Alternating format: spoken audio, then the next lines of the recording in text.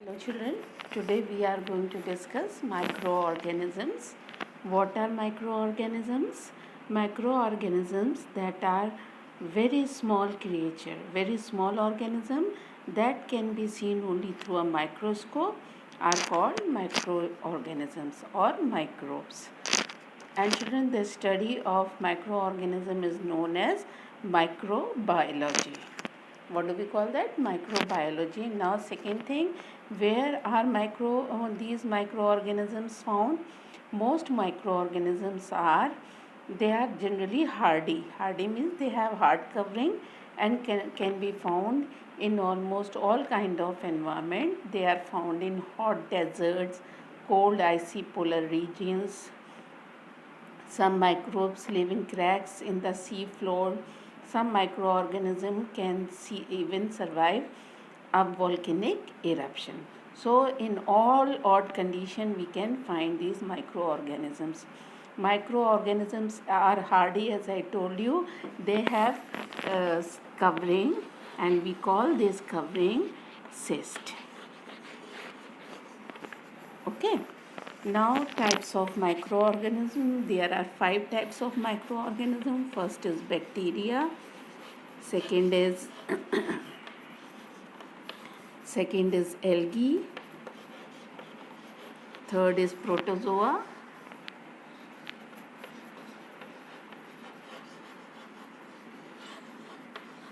Fourth is fungi. And fifth is virus.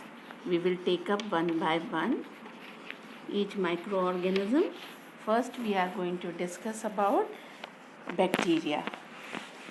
Bacteria are simple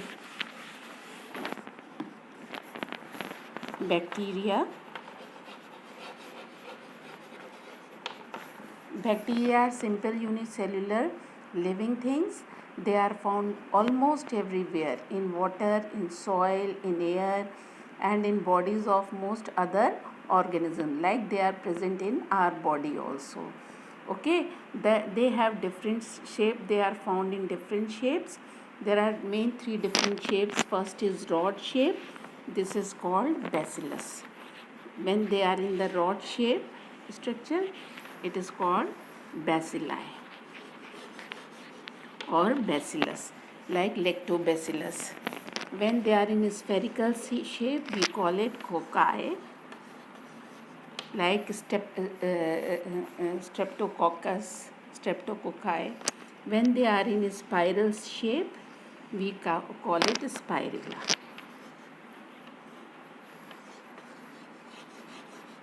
spirilla. Okay, so these are bacteria. Now I am going to tell you about algae. Children, algae, they are another kind of microorganism, and they also exist in single celled also and multicellular form. Algae are simple plant like organisms. They have cell walls and chlorophyll. Like this I am drawing here. This is Chlamydomonas. It has the band of chlorophyll. Okay.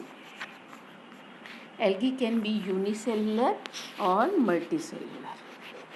Unicellular as well as multicellular.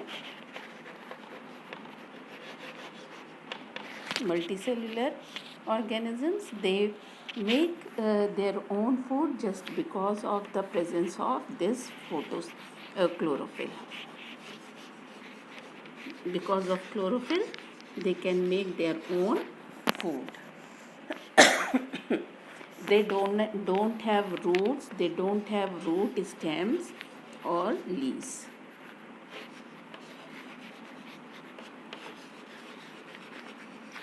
Okay, almost all algae live in water, in ponds, lakes, and seawater. Some algae are found in snow and some in hot spring. They also grow in moist soil, bark of trees, and rock surfaces. The green growth seen in water, sometime you have seen, we call that scum. That is what? Algae. Examples of algae: Spirogyra, Chlamydomonas, Fucus. laminaria, etc. Now come to the protozoa.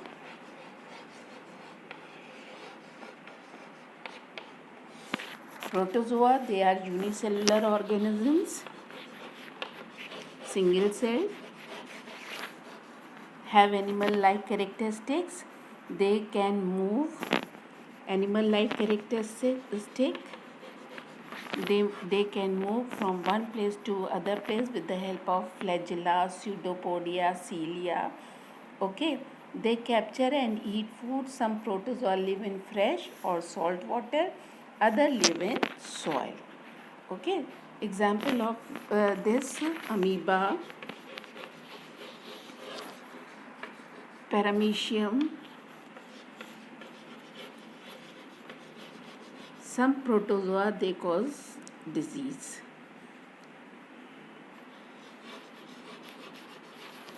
Okay, Giardia is also example of protozoa. Now next microorganism is fungi. Next is fungi. They are plant-like organisms. They are plant-like organisms. Okay, but they do not contain chlorophyll.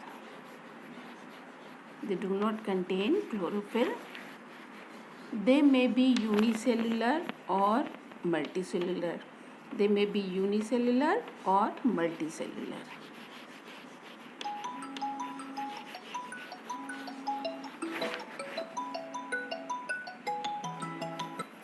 Okay, they may be unicellular or multicellular. Yeast are unicellular, whereas bread molds are what, multicellular. Mushrooms are large multicellular fungi. Fungi cannot make their own food. They are saprophytes. Fungi, they are saprophytes. Saprophytes means they depend on dead and decaying matter for their food. Okay.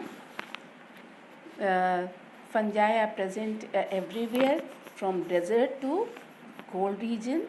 They grow best in dark, warm, moist places. Okay.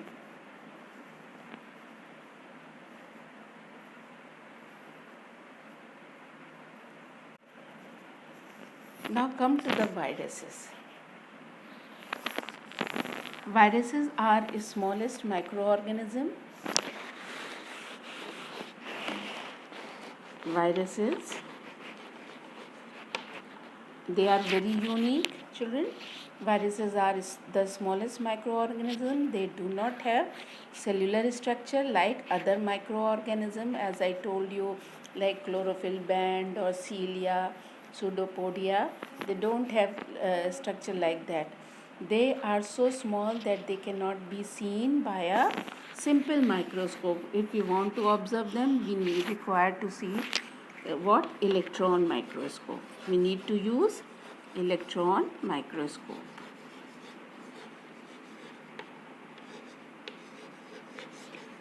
Okay, and children, one more thing, electron microscope magnifies object 2 lakhs times. Now viruses cannot reproduce by themselves. They respond to changes or use energy or growth. This means that viruses are not living organism. When they enter the living cell of an organism, like we can say in our body, it is able to reproduce. It uses the energy of the host cell for this purpose. After the formation of thousands of viruses, the host cell dies. And what happens? This way, after that they attack to other cells. This way, many host cells die. Many host cells die, and the person fall ill. Nowadays we can see the same thing in coronavirus. And children, scientists regard viruses link between living and non-living. Link between living and non-living organisms. Living and non-living. So we consider virus a link between living and non-living. Okay, children? Okay, bye. That's all.